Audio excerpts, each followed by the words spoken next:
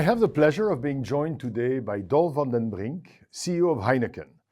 Heineken is a 160-year-old Dutch company that started as a single brewery in Amsterdam.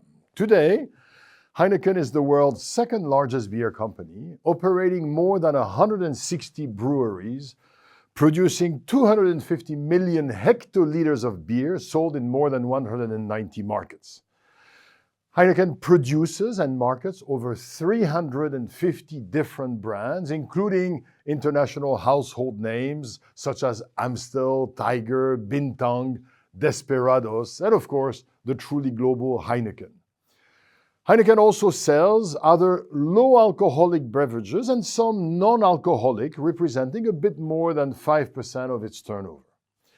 2023, the company employed 90,000 employees and generated more than 30 billion euro in net revenue and a little bit more than 2.3 billion euro in net profits.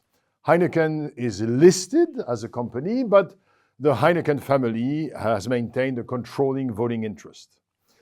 Dolf himself is Dutch. He studied business administration and philosophy, and we'll come back on this in a second. He started at Heineken in 1998 as a commercial management trainee, a few roles in sales and marketing, became commercial director in the Democratic Republic of the Congo in 2005, managing director of Heineken USA in 2009, managing director of Heineken Mexico in 2015, 2018 president of Heineken Asia Pacific region, and 2020 Chairman and CEO of the company.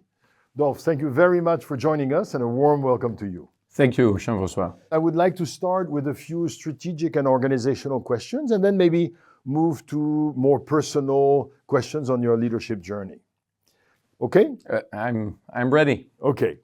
First question. 2022 beer industry numbers. ABI, 31% market share, Heineken, 14%, Carlsberg, 5%. 20 years before, in 2003, first of all, the overall beer market was smaller, and then looking at percentages, the four companies that became ABI through merger represented 30% at the time, close to 31 today. Carlsberg was 6%, kind of close to the 5% of today, except Heineken was 6% and is now 14%. What did Heineken do to grow, of course, with the market, but to grow much faster than the market, while your two major competitors essentially grew with the market? It's impressive how much homework you have done. I should have known a professor would come well prepared. Look, I think it goes back to our origin. Our origin is Dutch. The Netherlands is a small country. For centuries, we have been traders. We love to go out and do business all over the world. 160 years ago, as you said, Heineken got founded on the canals of Amsterdam. But our founding father, Gerard Adriaan Heineken, within 20 years, he built a brewery, not just in Amsterdam, but in the port of Rotterdam for exports. So as of the origin, even 150 years ago, there was already a vision about trading, about doing business all over the world. Consumer goods in general is about go where the consumers are. So population size really matters. So over our 160 years, we have put together a truly global footprint. We did that initially by exports. We became one of probably the biggest exporter of beer over the world. The Heineken brand was built like that, and you could find it in literally all corners, every little island. The Heineken brand is available, 192 countries. We even sent a case to Antarctica and to the top of the Himalaya just to be able to brag that it's there. But what's more important is the time period that you refer to, is that when you go to the early 1990s, let's say the end of the Cold War, the beginning of the era of globalization, intrinsically, Heineken at that point was still a predominantly Western European company where our assets, breweries, were selling through exports. And the era of globalization actually was the starting point to really deploy capital in many, many parts in the world. And that's where you get that very fast growth. And truth be told, it's a bit of a combination of what the others did too. Partly that was M&A. We did very big acquisitions with FEMSA in Mexico, Brazil, with APB in Asia.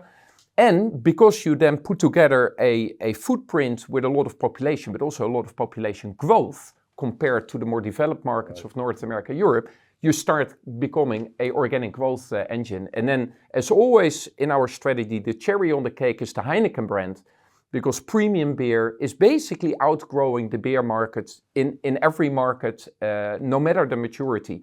So the combination of our roots in Europe, our global footprint, and the Heineken brand really set us up for that organic growth strategy. So tell me how you've managed this premiumization of the brand. Yeah. But, by the way, just a funny anecdote. It was not some brilliant strategy made in the head office in Amsterdam. It's actually at the end of the era of prohibition in the US. When incoming President Roosevelt had run on the repeal of prohibition, it started a rat race amongst European brewers who would be the first to land beer back on the shores of the US. So there were literally ships with beer, from Europe racing to the US. And the Heineken beer made it first to the harbor of Hoboken, New Jersey in 1932 or whatever it was. So we had that beer back. And then actually we realized, when you import, you have a higher cost structure. So to make this work, you had to sell it at a premium. And there was a gentleman by the name of Leo van Munching, which was our local representative. He actually started selling, okay, if I need to sell it at a premium, I need to market it as a premium. And his first customer was the Waldorf Astoria in Manhattan. That's the first that he convinced. And then he started going around town, selling it to the high-end outlets. That's how it originated. Then another Heineken family member, Freddie Heineken, which was third generation, he was actually sent to the US to as a young man to do a stage, to learn the ropes. But in the late 40s, early 50s, you already had television in the US, while you didn't have that yet in Europe. So he saw the future. And when he came back to Europe, he knew the power of mass media. He knew the power of television. And he was the first to kind of envision building a global brand on the back of our export footprint, but with the power of television. And he became one of the legendary marketeers. And from those roots, we have just kept going, kept developing that muscle of building premium brands all over the world. And we do that for sure with the Heineken brand, but then the Tiger brand, Desperados, Moretti, we try to replicate that, in different occasions with different targets. Yeah. Now, one of the ways you've built, I think, this global brand is through this big global sponsorship platforms. Yeah. And those are not easy to manage. So tell us a little bit more how you're thinking about this and how you're operating your partnerships. So in 1994, at the origin of the Champions League, we were the first sponsor. I think together with we are the oldest, longest standing sponsor of the Champions League. And sponsorships are a very expensive game, and it almost only works when you're a true global brand, because then you have the consumer penetration in geography and consumer to justify the huge fixed cost of paying the fees. Now, that's one side. So on a brand like Heineken, which is one of the truly global brands in the world, it really makes sense. And then what we found out, that we were good at it, that we were actually very good at taking the sponsorship and not just stick our name on it, but actually taking the sponsorship and stick it on our packaging, on our bottles, and bring it to all the countries in the world. So in April, May, as we're kind of mobilizing towards the Champions League final in Europe, you will find literally millions, hundreds of millions of packages with the Champions League logo and the players, etc., in Africa, in Latin America, in Southeast Asia.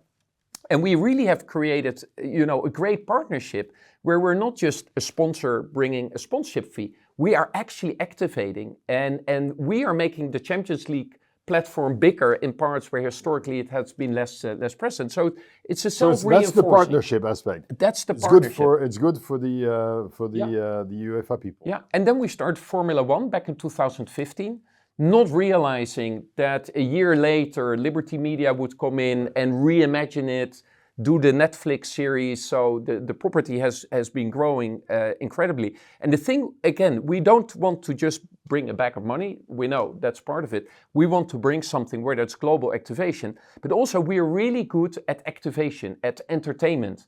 So at Formula One, We brought DJs, because normally after the prize ceremony, everybody would go. Well, you have 100,000 people who are in for a party. So we started organizing parties after the end of the race. So again, it's really about adding value for people, for the fans, for the consumers. Last question on this. You mentioned some large acquisition.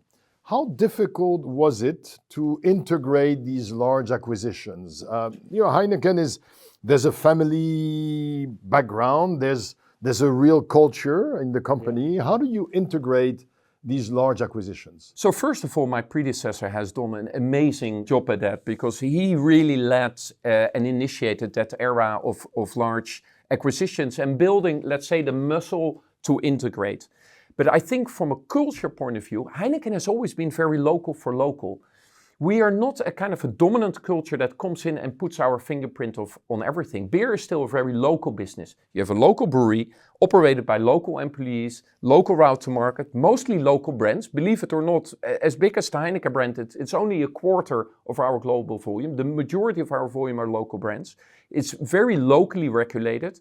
So I think culturally, we are a culture that's actually quite accommodative. It's not like people come in and they suddenly need to let go of their core values and their sense of community. And we actually got a lot of acquisitions done because of that reason. Not because we had the biggest bag of money, but actually they knew that they could preserve a part of their identity becoming part of the Heineken family, so to speak. And actually, talking about the Heineken family, I think being still a family-controlled business, 5th generation, actually helps, because it gives you a different sensibility, gives you a certain respect for these local differences. And that has been actually a quite important part of the success of our M&A strategy. So there's a few things that we all need to do because now we're part of the Heineken group, but there's quite a bit that we can also allow them to do their way. Yeah. What are some of the things that are non-negotiable? There's a few things, right? Yeah, look, the boring stuff, like in terms of your finance systems, your compliance rules, there's stuff like that. It was really interesting. No matter how strong the incumbent culture is, they all love the Heineken brand and they all want to be part of it. So parts is like easy adoption. And then the part where you need to be most careful is in your local go-to-market, your route to market. How do you speak the tone of voice with consumers? Because again, those companies have been in that market much longer than us. So you want to benefit from global competencies and capabilities and frameworks, but you don't want to impose them and that you lose the magic of speaking to, engaging and reaching local consumers. So that's the part where we typically watch the most. Understood. Now, in some parts of the world, beer consumption has been increasing, including in the Middle East and Africa and Asia Pacific, but on a per capita basis, in a lot of Western countries, it has actually been going down, in part because of health-related concerns, in part also because of strong campaigns against excessive drinking, in which, of course, Heineken has been quite active. Now, this means that in big parts of the world, the industry is facing headwinds. How is that influencing your strategy? Yeah, again, good to start by zooming out. And basically, beer behaves differently depending on the maturity of the economy. So actually, in very low GDP per capita countries, actually there's often a lot of illicit alcohol. People brewing their own brews and distills, which often is actually quite dangerous. And so the first growth is actually converting illicit alcohol to formal, like our beers.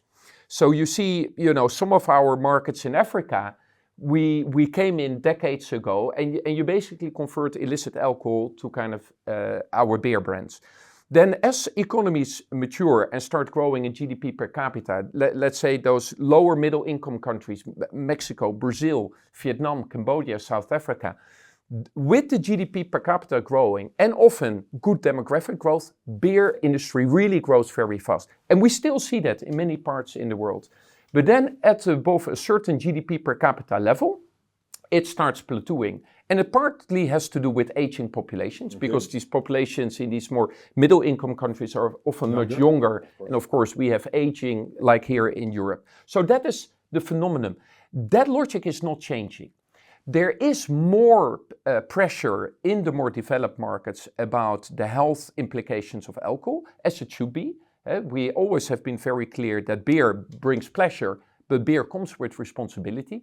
And the harmful use of alcohol is something that we very proactively need to fight, and we do. And in that context, what we do see is that beer is a beverage of moderation, has typically a lower percentage of alcohol as part of the volume.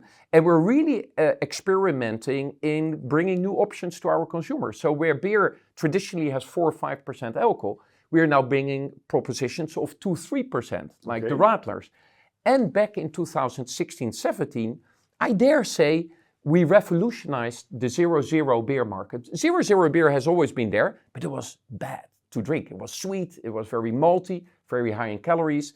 And in 2016-17, we had a technological breakthrough, believe it or not, in an old economy business like beer, but a new breakthrough in technology, which allowed us to make Heineken 0-0, which really tastes, almost the same as a regular beer. And when we cracked that recipe, we didn't stick it on some secondary brand. We said, now we're going to do it on the Heineken brand. And we're going to sell it as a premium. And we're going to do it in 100+ countries in the world. And we're going to put 25% of our marketing budget behind it. And the whole Formula One platform behind it. And with that, I dare say that we started a huge global growth in the 0-0 segment. We are number 2 in overall beer, but we're by far the number 1 market leader in the world on 0-0, and Heineken 0-0 is the largest. And I really believe this will become a bigger and bigger part of our portfolio going forward. Now, you're the biggest, but in the total portfolio, it still represents a relatively small part of your portfolio. Is that right? Yeah. Now, I read recently that the CEO of Asahi in Japan is hoping to increase the percentage of revenues coming from zero and low alcohol beverages from around 10% today, in their case, to 20% by 2030, which is like in 6 years, and 40 to 50% in 2040. Yeah. Does that sound realistic to you? The key thing is a lot of brewers are also soft drink bottlers. Okay. So you always need to see what's in the definition. Is this purely the non-alcoholic beer, or does it include the bottling operations? But Europe is a great example. Globally, 0-0 beer is still less than 1% in the world. For us, it's around 3%. In Europe, it's already 5%. In my home country, the Netherlands, it's almost 10%. And I think it's very clear where this is going. And one of the key things that had to be done was to change the social norm. That when you were in a bar and you were drinking beer with friends, it was frowned upon to drink a non-alcoholic. And that's an issue, because we want to change that norm. And you needed a premium brand like Heineken putting its whole marketing machine behind it to start breaking that norm. And you see in Western Europe, it is now fully socially acceptable to say, hey, I need to drive, or I prefer, or, for whatever reason, I'm going to have that Heineken 0-0. You just mentioned 25% of the marketing budget behind the product, which represents, on average, 5% in Europe. Yeah. That's a lot. Yeah. But again, it's growing double digit. Okay. So that will double every 3-4 years in size. So this will be something that in 10 years' time we'll say it's an overnight success, 20 years in the making. Sure. So these things that grow at that clip, yes, it's only 3% of our global volume. It's 5% of the Heineken brand. It will become 10, 15, 20% in time. Here I have to ask you, is the fact that Heineken remains a family-controlled company, even though it's listed, but there's still family control, does that help to make these kinds of long-term bets? Because I know a lot of CEOs who would tell me, or who might be watching us and are thinking, man, sure, I'm going to do something, but if it's going to pay in 10 years, maybe that sounds like a powerful decision with a longer-term benefit. Yeah, no, I think it's important. We like to say we're the best of both worlds. We're a public company, and with that, all the transparency, the focus on accountability, the focus on and pressure on performance as it should be. And we're family controlled, which allows you to take a different, perspective on time, as you were saying, and a different sensibility to community and local communities. Most FMCG companies left Africa because it's very volatile. And most of them don't have the patience or can't afford the patience to see through the cycles. And Heineken is a company that we know, okay, right now Nigeria is in a tough place, but we're going to see it through. Because we have been there 100 years, we can see through the cycle. Being family controlled helps a little bit in that regard.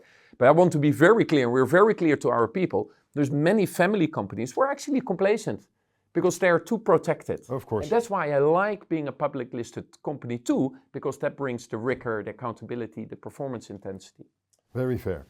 Now, developing the portfolio of low alcohol and non-alcoholic beverage places you in a set of new competitors, people like PepsiCo, Coca-Cola, or even Nestle. How do you think about this facing new competitors? Yeah, and the same for them. But I'm speaking with you. No, I think that is exciting. And it forces our frontline people, our marketing sales people to up their game and to change their mental models and to develop new capabilities. So I'm very excited about the future, you referred to the product innovation earlier on, new competition. It's exciting times, I have to say, in the beer industry. And in order to move the needle in this case, because there aren't that many competitors or that many products that are already existing, a lot of this is innovation, right? It's you creating, you mentioned the technological breakthrough. To what extent have you been increasing over the last few years your investment in innovation? No, that is going up. And actually, just this week, we're announcing a very large global research and development center next to our brewery in the Netherlands, where we're making a major investment. There's so many new developments in yeast and enzymes and, biotech in general, where historically, the innovation was on the marketing, not per se on the product. Now the innovation is on both, because the marketing is transformed by digital and the product is being transformed by all these new technologies. Now, shifting to the strategy that you launched in 2020, EverGreen, it aims at superior and balanced growth, and it features a green diamond that has 4 key priorities: profitability, growth, capital efficiency, and sustainability and responsibility. Now, I think profitability, growth, and capital efficiency, I think we all get. But you're also putting a strong emphasis on sustainability and responsibility. Tell us more. Yeah.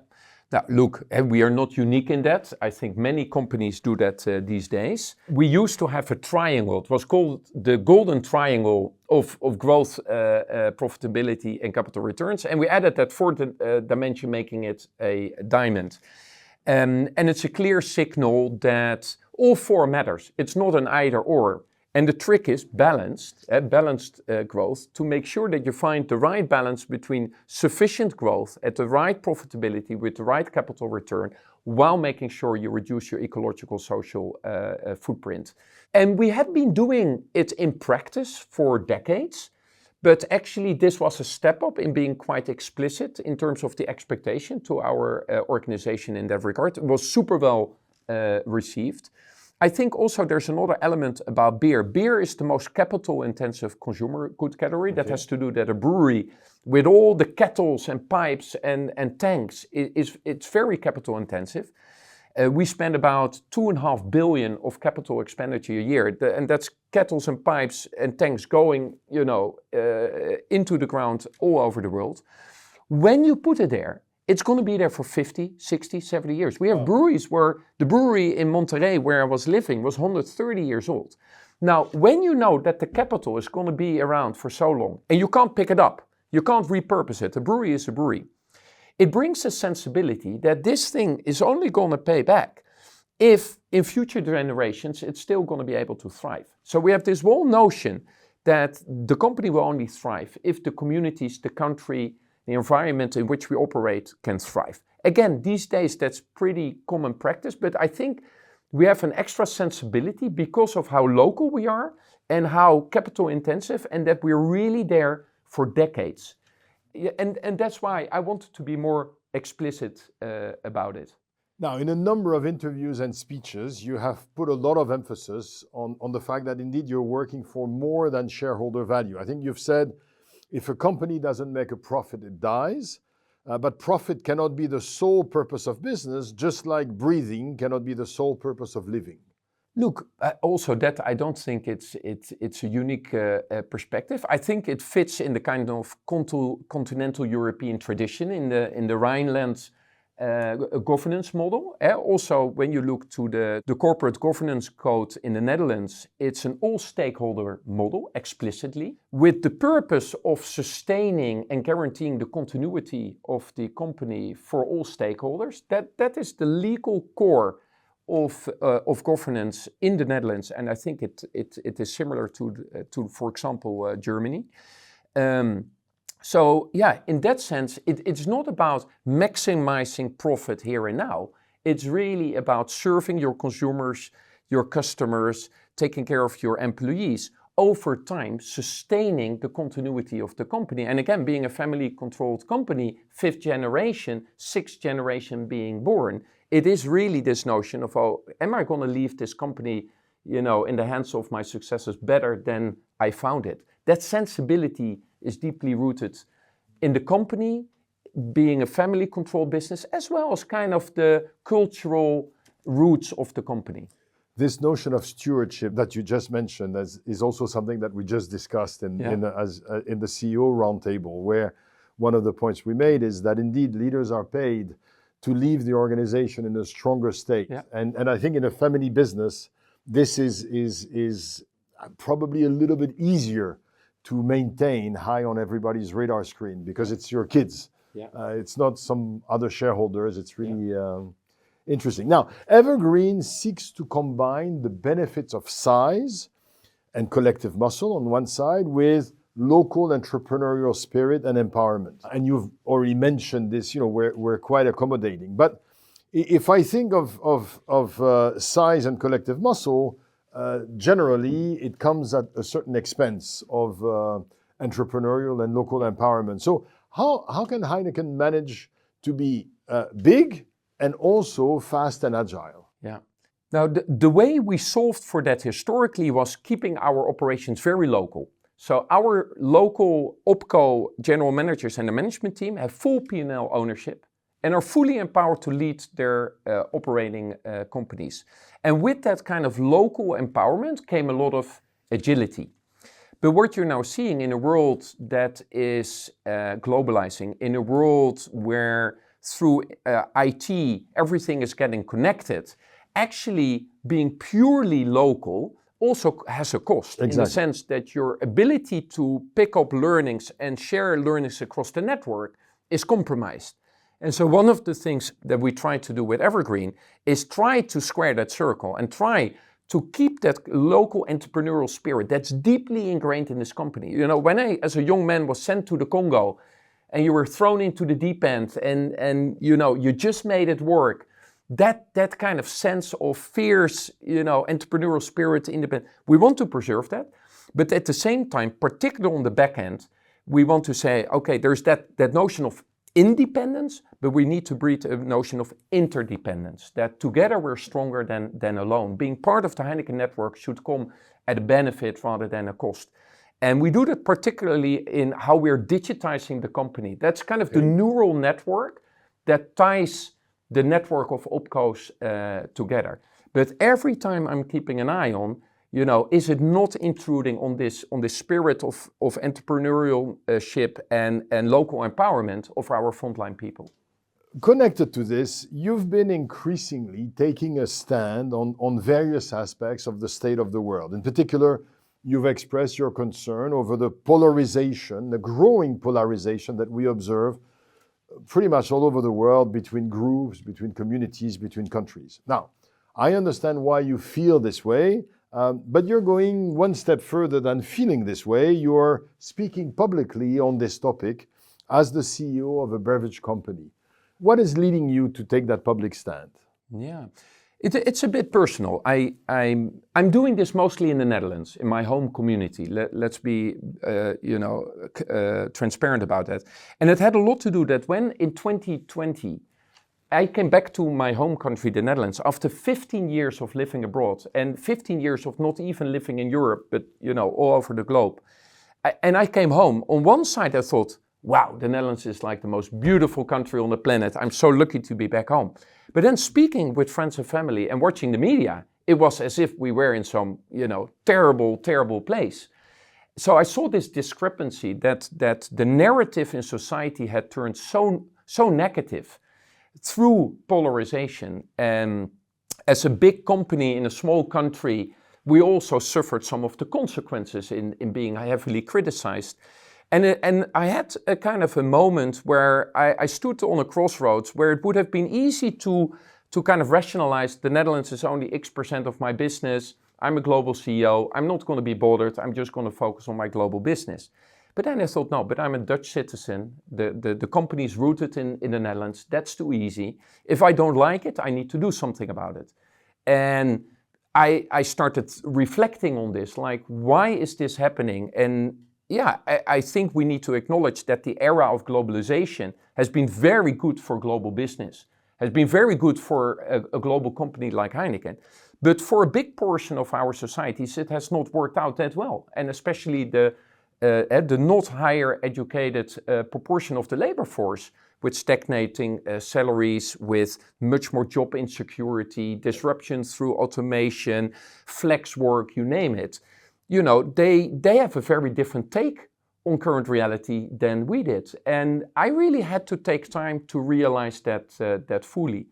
Knowing that, we can be more intentional about how do we kind of restore a sense of stability, while at the same time being open-eyed about competitiveness in the world. That's another kind of circle how to square. If we don't bring our employees along in the world, if they're anxious, if they feel disempowered, nothing good is going to come from that. At the same time, we should not be naive about the competitiveness of Europe, in a changing global work order.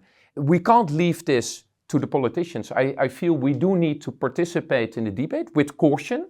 It's always dangerous when business gets political, so that's not the intent. But I do believe we need to refine our voice as business. Business has been very silent, I think, across the Western world.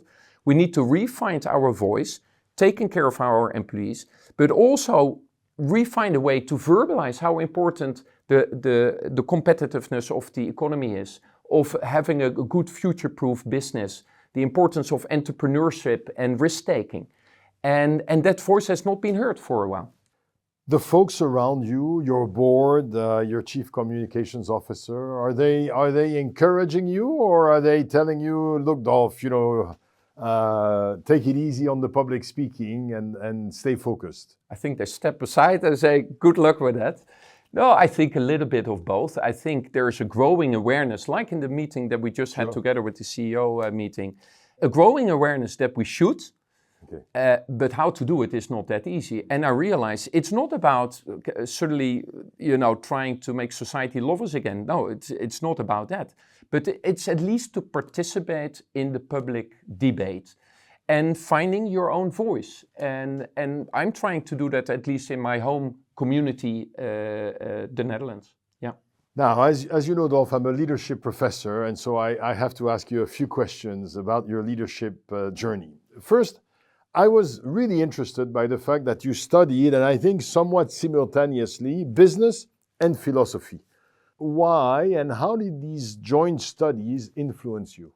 Look, when I was a young 17, 18-year-old man, I picked a university that was furthest away from my parents, which, if I see how thoughtful my daughters are about picking a university, I feel really bad about how, ignorant I was. But that was my decision-making program. And I started studying business administration because I had a notion that I was interested in organizations, in companies. But then while I was studying, I was really disappointed by the scale, 500 people in a big auditorium. So the subject matter interested me, but the whole way was not very satisfying. And I had at some point, I was sick for a couple of weeks. I read a book, Introduction to Philosophy. I started to take an evening class. And one thing led to another. And when I think back, because at the time it was not very intentional, but when you compare business administration and philosophy, business administration is applied science. You learn the concepts and theories and models that have been distilled by others, and you learn to apply them. That's a very useful skill in life. And I benefited from that skill and competency. Philosophy is on the other extreme. It actually doesn't develop much theory or models, but it asks questions. And it doesn't just ask superficial questions, it asks questions about our belief systems. It asks questions about the mental models behind the frameworks and the models that we make. And in that sense, I find the two are very complementary. I would not recommend to just study philosophy because then it becomes so abstract, but to combine it with a more applied science, I found very useful. Having said that, I started to work for Heineken, which is very blue collar, beer guys and girls, don't make it more complex than it already is not. So in the beginning, I was a bit embarrassed about this philosophy thing. So I didn't dare to tell many people. It took me many, many years to kind of dare to say, yeah, I also studied philosophy. Now, we discussed a few minutes ago your strong sense of purpose. In prior interviews, you mentioned that in part, this sense of purpose comes from your father. And in an article, you mentioned an important conversation that you had with him on this topic. Can you tell us more?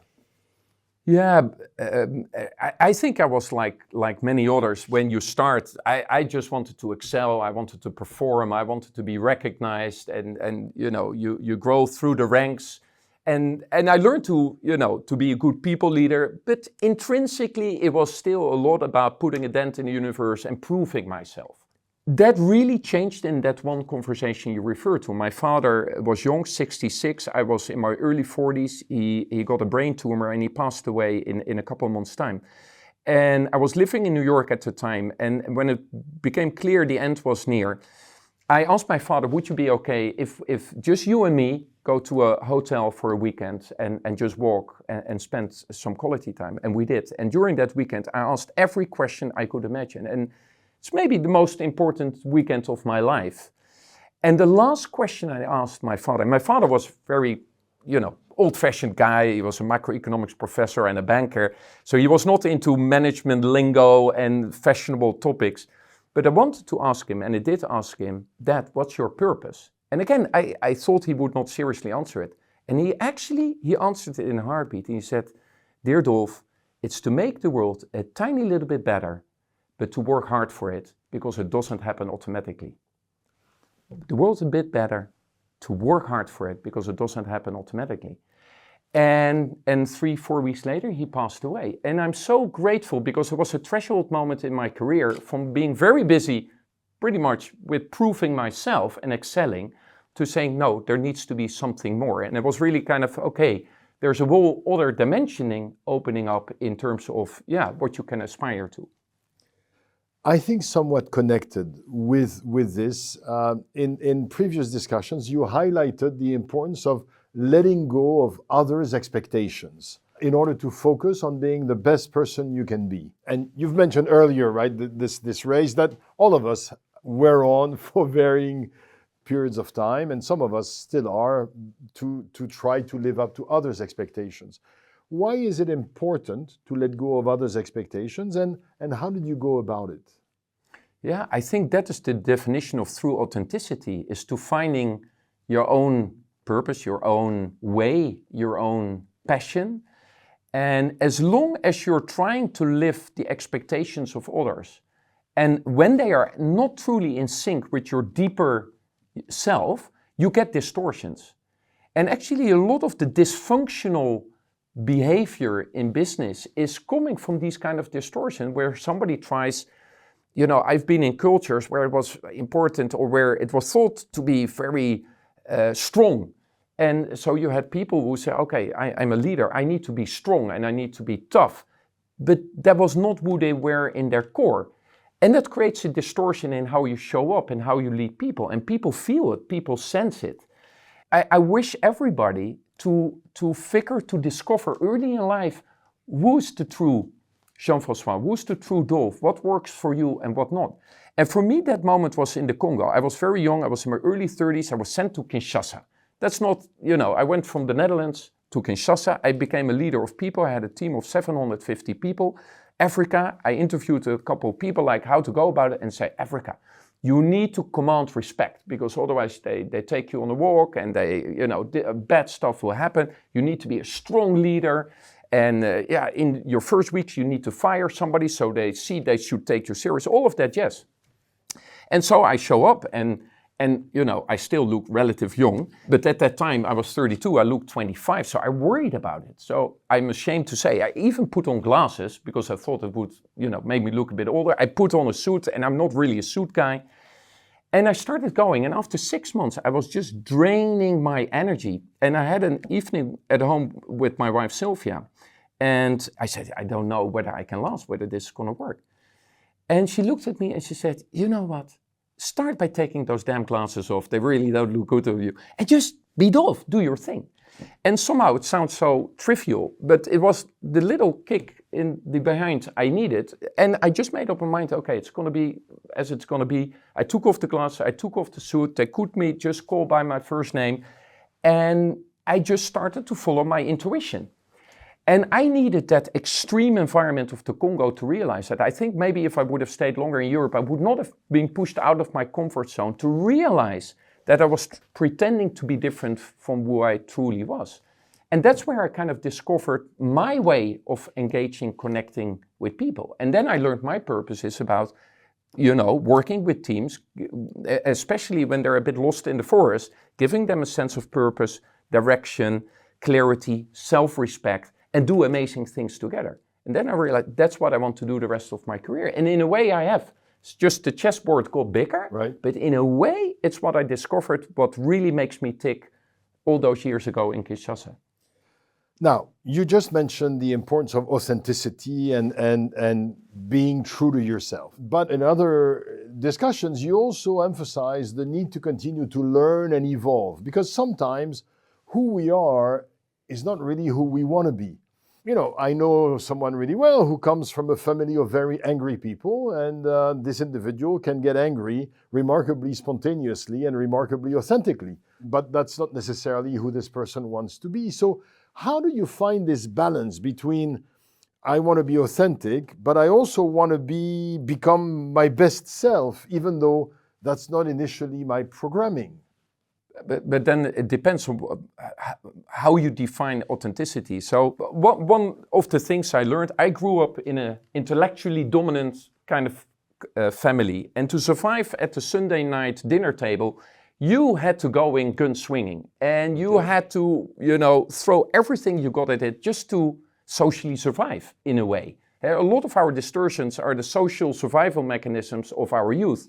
And mine was a very patriarchal setting, very intellectual, and you had to be intellectual dominant to kind of stay afloat. And it took me many, many years into my career that when I got triggered, I became very intellectually dominant. Which actually, when you are a leader of people, and the more senior you are, the damage is bigger because people just go, okay, you're the boss, whatever you say. Instead of, empowering people to think for themselves or to co-create together. So it took me very long to see that not functional behavior of intellectual dominance in certain was actually the social survival mechanism of your youth. And in a way, you were never done. I think this is what I love about the art of leadership and the art of self-development. You're never done. I aspire to be a 90-year-old man, if it's given to be that old, and still learn, still unpeel other elements of this. So what I'm hearing is that there is an authenticity, but there is an authenticity to the person that you want to become also. So, because again, you could have said, look, I'm authentically autocratic and I'm authentically intellectually superior, but you also said, yeah, but I don't want to be this way, I want to be that way. And so there's also a personal stretching of who you are. I think it's an aspiration of showing up as a better leader at the service of what's needed, at the service of your people. So it's not about authenticity and just eat it. No, it is how do I get to know myself better so that I can improve, the way I engage, the way I relate, at the service of what you're trying to achieve together. So connected with that, you also said that it is very important for leaders to give respect, strategic direction, confidence, resources, before they expect to receive. Tell us more about this giving versus receiving. I think it's a very universal thing. And I learned this lesson early on through luck, because I had to come to my predecessor, also called Jean-François, just before I was leaving for the Congo. And he had been there too, and I asked his advice. He said, Dolf, you're going to figure it out yourself. There's nothing I can teach you. But he said, young man, don't forget one thing. As a leader, in order to receive, you first need to give. And I'm ready to admit today that at that moment, the wisdom of that remark was completely lost on me. I had no clue what he was talking about. But actually becoming a leader of people in Africa, so far out of my comfort zone, I really learned that the way to lead people is actually to take care of them and to help them solve their problems and to remove obstacles, to empower them. And the greatest gift you can give your people is the gift of self-respect and of self-confidence. And when you do that, teams will pay you back 20-fold. They can move mountains, they can change the world. But it starts by that notion of giving. And again, I had to learn that lesson in that first kind of major leadership job. And that's what I try to pay forward to the leaders at Heineken, this notion of give before you give. I think a lot of the macho concept of leadership is distorted about leadership is about, telling people what to do and what have you. It's not like that at all. There's a part of being clear about direction, but it's not the essence. Speaking of Jean-François van Boxmeer, when you became CEO, I think he remained on the board, if I remember well, and he had been a relatively iconic CEO of the organization, I think over 15 years. And a number of the people who are watching us probably have faced this situation where their boss get promoted, and if it's not to the board, they get promoted one level, and you end up having your boss's job, but your boss is still hovering, in the ecosystem. So how did you chart your own course as the CEO, having your predecessor on the board? On one hand, I guess you have to be a little bit respectful of the past. How did you find this balance? Oh, look, he has played such an important role in my career. He shaped me and he taught me so many things along the way. So I start from a place of deep gratitude. And at the same time, we're very different personalities. When I was nominated, I really worried about it. Like, how on earth am I ever going to step in his shoes? But in a way, I was lucky, not so lucky, with COVID. Because I was nominated in February to start in 1st of June. And by the time I started on 1st of June 2020, the world was on fire. And our industry was about the worst affected. Our whole...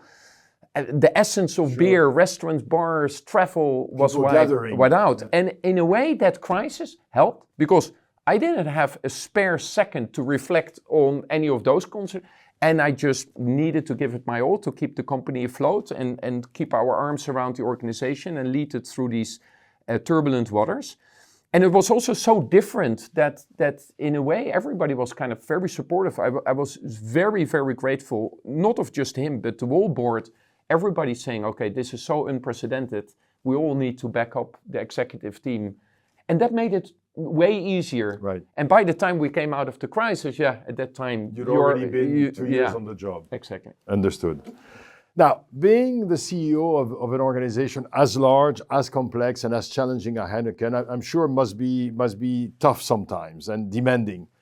How do you maintain yourself at relatively peak performance in spite of all these demands? I think the first one is to do something you truly love.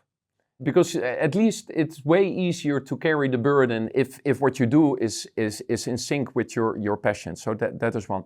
The second one, and I keep sharing this at least with as many people as I can in the organization, setting boundaries. In this world, it's 24/7. Now with the social media, the damn phone that we all are carrying, closer, it's setting boundaries. And so I'm very clear, Monday morning to Friday, end of day, whatever it takes. But I'm very particular about Friday end of day till Sunday afternoon. I try to completely decompress. Okay. And Sunday afternoon, I know, it starts again. I start preparing for the week to come. But my two girls at home, Sil, my wife, they know Friday evening to Sunday afternoon, they can count on me. And then I also really try to make sure that not just my physical presence, but my emotional presence is fully present. So boundaries is super, super important. Stupid little things like, I don't allow my phone in or near the bedroom. I leave it outside because I don't want the last thing or the first thing to be the damn thing. When I'm traveling and it's in your hotel room, I see how toxic that is because, so boundaries is extremely important. Third thing is find the key of how you truly recharge. And for some it's meditation, some it's performance sports, for some, it's making music. And for me, it's being active in nature. So my happy moment in the week is Sunday morning. I always go mountain biking, which I know is funny in the Netherlands, but believe it or not, you can actually get a good workout. You mean small hill? Yeah, exactly. But if you go like that, anyway. So mountain biking is I'm so happy with the guys in the mud. That's important. Hiking, skating, skiing, sailing, whatever is active in nature is my thing.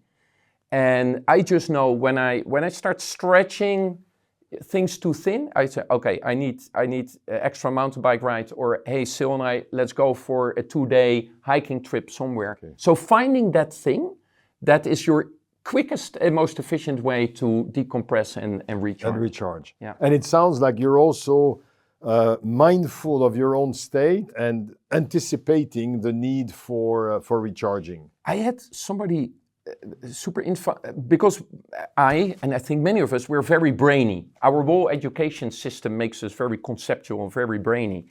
And we don't learn in school or in education to listen to our body. And this coach or this person, he taught me to actually sense your body and be aware when you start tensing, when you start cramping. And so, after many mistakes and many times getting it wrong, I've learned to listen when I start feeling that tension building. I know I need to do something about it, because bad decisions will start to happen if you allow that to continue. You mentioned boundary setting. Boundary setting also must come, I imagine, with very, very clear priorities and very, very clear, here I get involved, here I delegate. Is that a fair? Yeah. My team will tell me that I should do it even more. For example, I love to be accessible. So I love if a general manager or somebody from the global network is Amsterdam. So I end up overcommitting myself still in terms of time. But even that's in a way is a priority. I don't want to lose that connectivity with our frontline people running our operating companies. But indeed to be very clear about the priorities of the company. But then also, and I learned that because probably at the beginning of my tenureship, I was still getting involved in too many things. Okay. And now I'm much clearer about, hey, this is the part that I really will kind of put my energy in. And with Harold, my CFO, we have become much more explicit. Hey, you take that. I trust you. I don't need to see it. You don't need to copy. Go and make the charge. But I will really take care of this other dimension. And what I've learned, the more explicit you are, not just to yourself, but to others, the better it works. Yeah. Last question. You've already started answering it, but you love your job because? I love my job because I love life. And my job makes me feel alive. I'm so grateful for the kind of life that I've been living and I'm living. I've seen literally the world. I've lived in 4 or 5 continents. Last week I was in Ethiopia. Today I'm sitting here with you.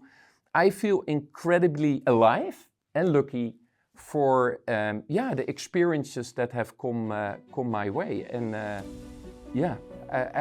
I feel very lucky. This sense of gratitude and passion is highly communicative. Thank you so much. Very good. Thank you.